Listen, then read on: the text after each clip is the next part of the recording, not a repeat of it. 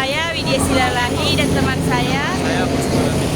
Nah, jadi kami hari ini melakukan mini riset di kampung Madras untuk memenuhi tugas dari Bu Najwa tentang mini riset untuk orang India. Selamat menyaksikan semuanya. Dadah.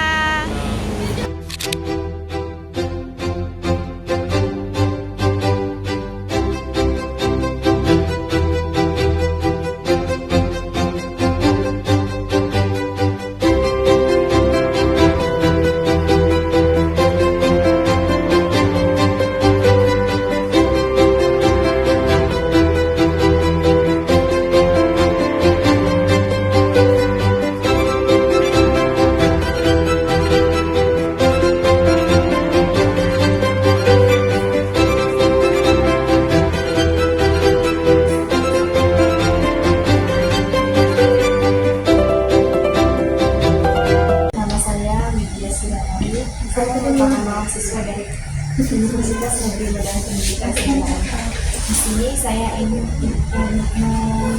mendengar pendapat Bapak mengenai tentang Kampung Madras, Pak. Saya punya pertanyaan, mengapa daerah Kampung Madras ini dikenal dengan nama Kampung Madras bukan nama lain, padahal kelompok etnis di India di sini beragam, dan apa makna dari nama tersebut, Pak? Baik, terima kasih. Harus pertanyaannya. Saya dengan Pak Emanuel peneliti Fakultas Ilmu Magisteria Agama Hindu Sumatera Utara, Parisada Hindu Dharma Indonesia. Juga bendahara Forum Kerukunan Umat Beragama Sumatera Utara. Pertanyaannya tadi apa tuh? Mengapa disebut dengan Kampung Madras dan bukan nama lain, padahal di Kampung Madras ini kan dia nggak cuma di etnis India aja. Jadi gini, kenapa dibilang Kampung Madras? Jadi dulu sebelum zaman kemerdekaan, daerah ini namanya itu kan ada Jalan Kediri, Jalan Jenggala, terus di sini ada jalan apa sekarang yang Jalan Tejeneru. Dulu ini semua namanya nama India. Jalan-jalan ini ada Jalan Nagapattanam itu yang ada di India sana. Ada jalan apa Ceylon, ada Jalan Tejeneru. Banyak di sini jalan-jalan yang nama-namanya nama-nama dari India. Udah, kenapa itu muncul? Karena dulu daerah ini yang bermukim mayoritas orang India. Nah, ini dulu semua orang India ini, nggak ada orang Cina, semuanya orang India. Kenapa orang India bisa di sini? Pertanyaannya.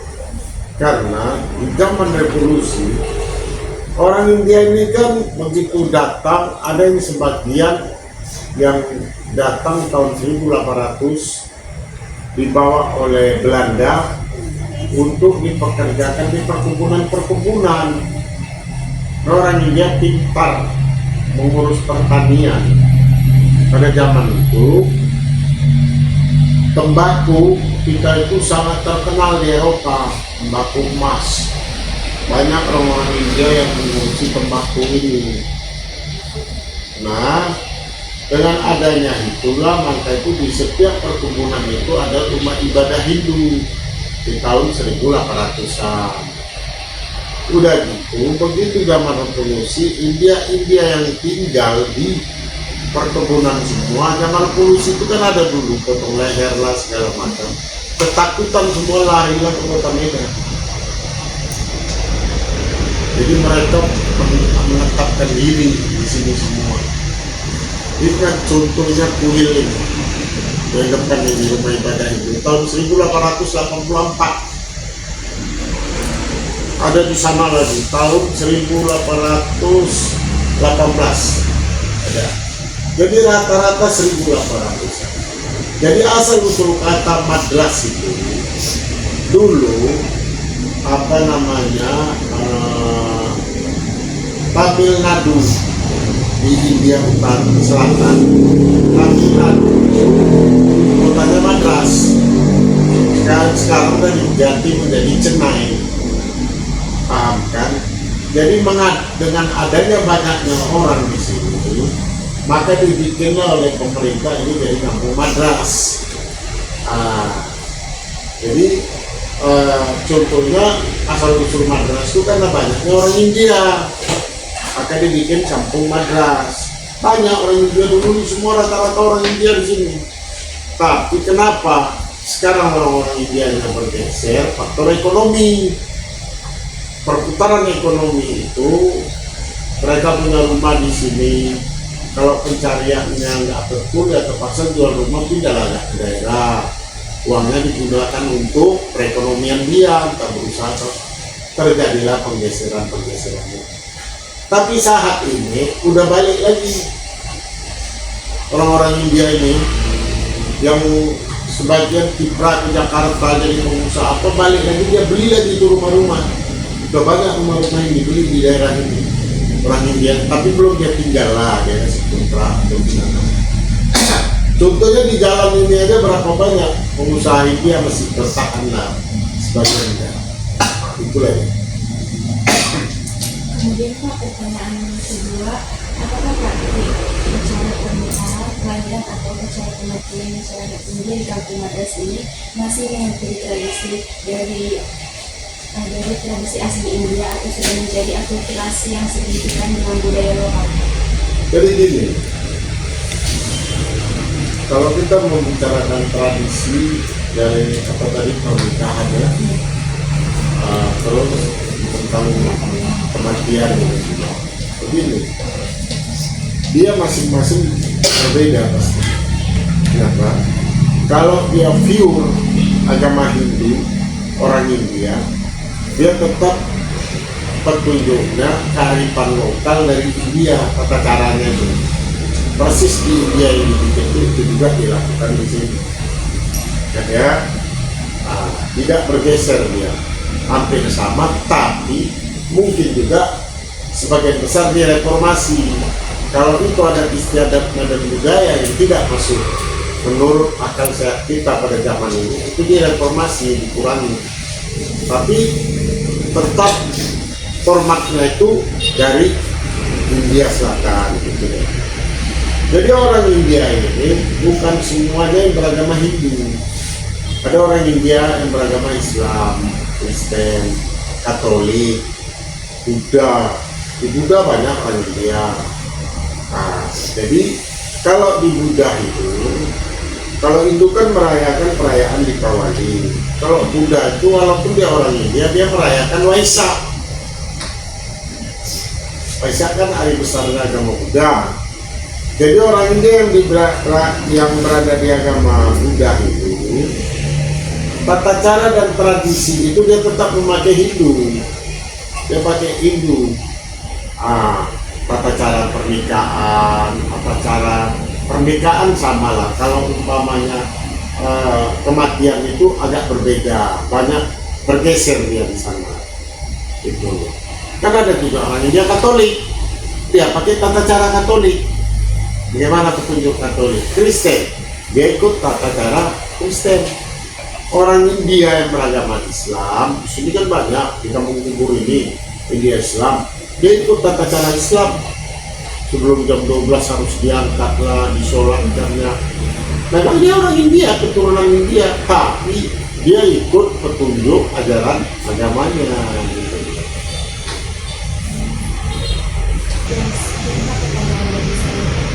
Ya.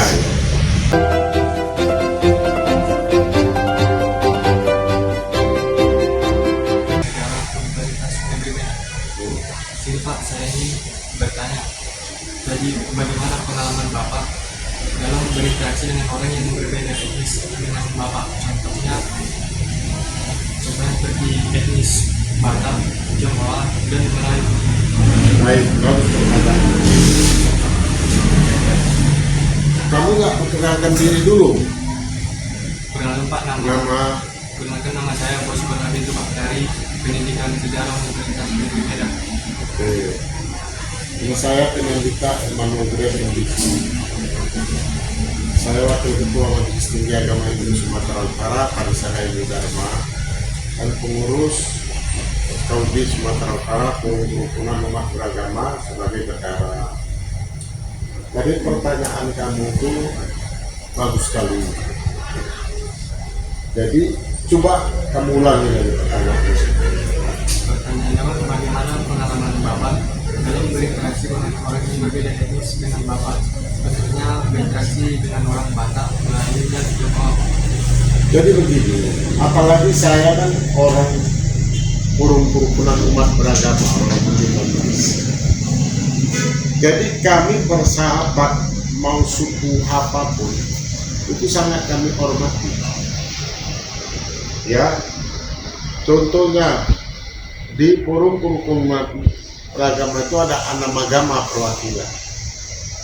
Jadi setiap ada kegiatan, contohnya di gereja, ya, itu kan perayaan Natal, ya, orang kita itu kan Kristen kan banyak, orang kita Tapanuli, ada orang Karo.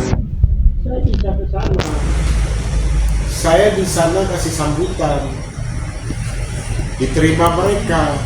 Kita kan begini, kita harus pahami agama itu tidak membentengi bergaul sama suku agama lain yang mana pun, nggak pernah. Karena di Hindu, di khusus Hindu saya bilang ya, di dalam Hindu itu salah satu ajarannya disebutkan Wasudewa Kutambaka. Artinya kita semua yang diciptakan Tuhan di muka bumi ini adalah saudara kita. Cuman di dalam muka bumi ini masing-masing kita mempunyai agama. Di dalam agama itu disitulah muncul ras, ya, suku dan rasnya kan muncul di situ. Di Kristen lebih banyak orang Tapanuli, orang Batak, orang Karo, kan gitu. Nah, jadi nanti kalau umpamanya dia di Hindu orang India, di Buddha itu orang Cina, ya kan. Tapi ini semua tidak menjadi perbedaan. Kita bisa bergaul sama mereka dengan dengan bersahabat sangat baik, karena prinsip Hindu itu itulah, kita semua adalah ciptaan Tuhan dan bersahabat. Itu Hindu, versi Hindu saya bilang ya. Jadi tidak ada permasalahan apapun bergaul sama siapapun. Itu dia.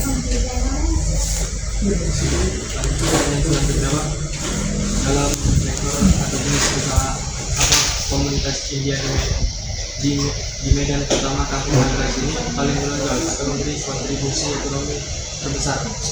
Ya kalau orang India, kalau kuliner itu jual martabak, biryani, nasi biryani, ya direbus, itu biasanya. Itu kalau kuliner. Kalau dia di luar dari kuliner itu yang bentuk kainnya,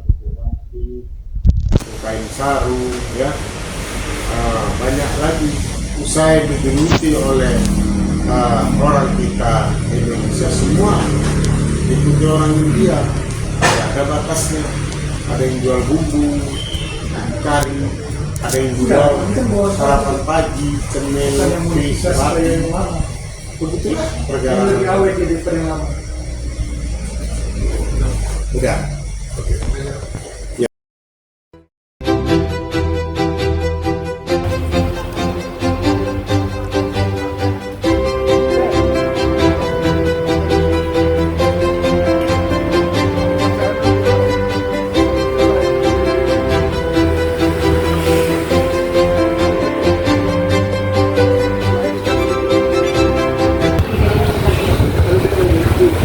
Sudah ada yang dibacakan lagi, ada udah dibacakan lagi.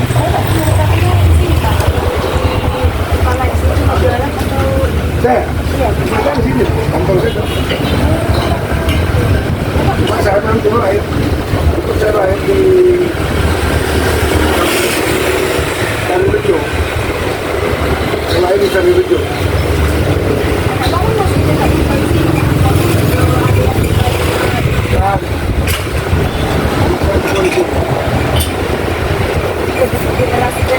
Bapak saya, kalau saya enggak, saya generasi generasi kedua, kalau kita jadi ketiga udah.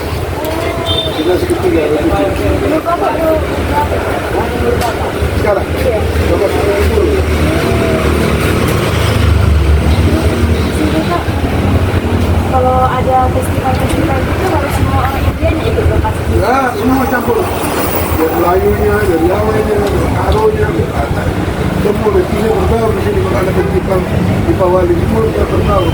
Kalau sama menyanyi, ada joget, ada tari-tarian. Tahun ini festival yang terakhir di bulan 10. Yang 10 bulan 10 tanggal 8. Bulan 11 tanggal 8. Bulan 11 tanggal 8 kemarin. Oh itu terakhir festival. Ya, di Pawali.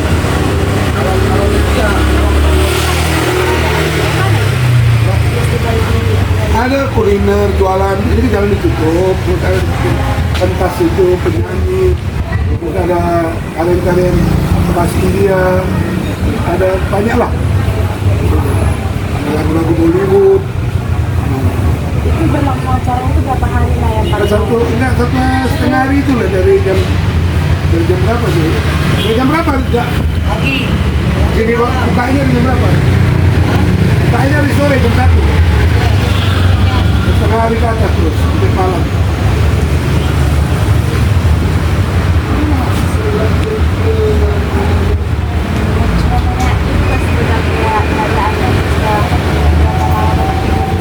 Ya, saya udah lama. Saya sebenarnya sudah dulu udah 13 tahun. Cuma saya dari kecil sekolah. Kalau saya itu Kalsa. Kalau saya di Kalsa, waktu saya lahir di Sarorejo, ini dari Sarorejo naik transport bus, lama-lama naik sepeda, terus naik Sarorejo naik. Oke, dulu. Bapak sama orang India Pak atau orang India nya dari Nah, istri saya dari India. Istri saya dari India. Saya nikah tahun 7. Gabungan tahun 3. Tapi ya, istri saya anak-anaknya udah berkali-kali.